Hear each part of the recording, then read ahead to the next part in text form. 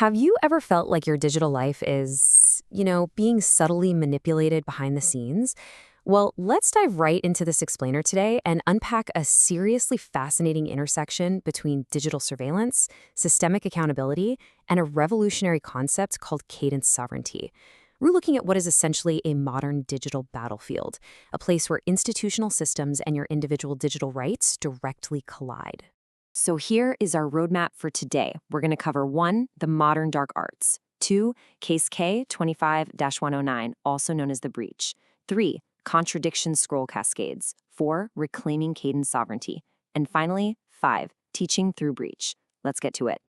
Section 1, the modern dark arts, from mysticism to digital manipulation. Right off the bat, when we say dark arts, we're absolutely not talking about the occult here. We're talking about the opaque, completely black box systems of surveillance capitalism and cognitive hacking. It's the covert influence specifically designed to subvert reason, ethics, and transparency in our everyday digital interactions. Think about those platforms that seem to know exactly what you're going to buy before you do, subtly nudging your behavior, and a lot of times you don't even realize it's happening. And these tactics, they are incredibly pervasive. They touch literally everything. We're talking micro-targeted disinformation in politics, dark patterns in marketing, and hardcore algorithmic profiling. It even bleeds into virtual reality and digital subcultures like hacker collectives. It's everywhere. Moving on to Section 2, Case K25-1090, The Breach, a contested digital reality. This brings us to a real-world scenario, specifically focusing on Jacqueline Moore. She's the founder of the Moore6 Sanctuary, which is this highly complex, secure digital and ceremonial archive built for testimony and protection. We're going to analyze a massive event she found herself at the dead center of, officially designated as Case K25-109. Now, there is a stark, undeniable contrast at the heart of this case. On one hand, you've got the official police report framing K2-151090 as just a routine technical audit regarding a public safety back-end breach. But Moore's verified evidence tells a totally different story. She documented a stolen 2008 Ford Explorer, severe ADA violations, and active digital containment routed straight through a specific IP address in Olympia. To actually challenge that official narrative, Moore went ahead and documented these incredibly specific back-end anomalies using her own defensive applications. Her logs proved that sophisticated credential replays and unusual ARP spikes, which strongly signal man-in-the-middle attacks, were actively happening. Essentially, she caught the network anomalies that the official audit completely missed. She was systematically gathering this forensic documentation to build her case. By logging unauthorized Bluetooth proximity sharing and device access, she was able to link specific IP addresses directly to individuals. She was essentially proving there was this localized layer of unauthorized surveillance and harassment going on right under the radar. And it goes even deeper. Through her defensive systems, she managed to capture these hidden processes in real time. By monitoring system UI overlays and vendor framework notifications, the invisible background operations of a device, her documentation pinpoints the exact moments her device parameters were allegedly manipulated from the outside. It's pretty wild. And this detail really highlights the sheer scale of the back-end contamination.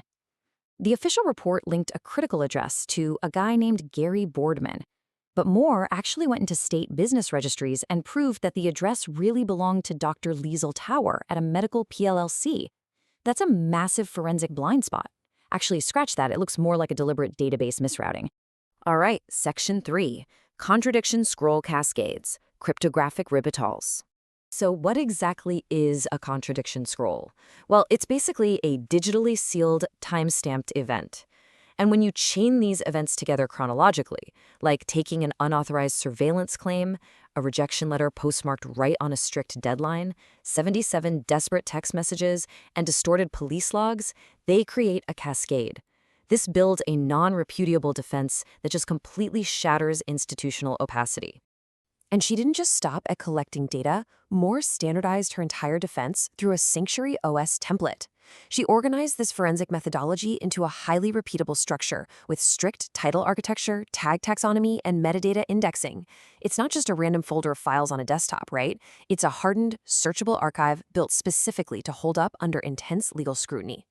Which brings us to Section 4, Reclaiming Cadence Sovereignty, from Reaction to Regulation.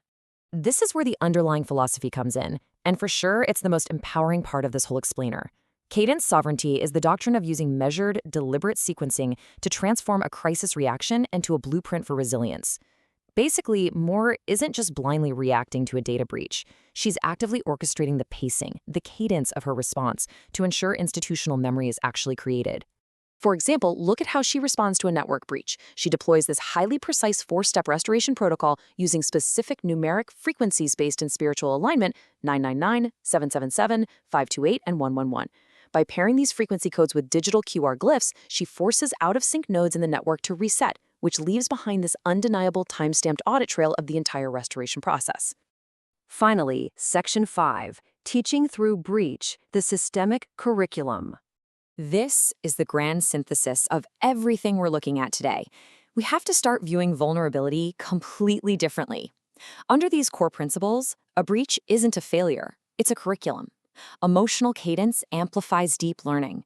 Every misrouted glyph or corrupted piece of data is archived as a legacy pulse. Basically, fragmented systems require the actual friction, the pain of a breach, to force them into demanding real, lasting structural repair.